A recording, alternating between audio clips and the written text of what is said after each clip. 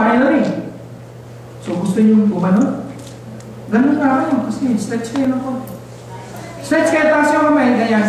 Tapos yung nasa kanan niyo, sabihin niyo, maganda ka. Nasa kanan niyo ha, maganda ka. O kung wala, kung sino yung next, ganyan. Yan, kanan ha, maganda ka. Taas kayo kayo, kaliwang kamay. Sabihin mo dun sa nasa kaliwa mo, alam ko. Okay? So, is there financial success? Ito lang, dalawa lang kailangan tandaan. Number one is, believe that you can accomplish whatever financial goal you will set, regardless of what you have right now. Kahit gaano pa kalaki ang utang mo, kahit gaano pa kaliit ng kita mo, believe that you will accomplish your goals.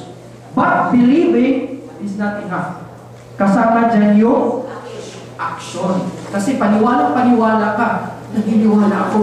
Naniniwala talaga ako. Buong ang loob ko. Buong paniwala ako, Lord. Naniniwala. Pero yun ang ginagawa mo. So, do you think ma-accomplish yung goal mo? Wala. Kahit mamuhod ka pa dyan ng buong araw, wala mangyayari. You have to take action.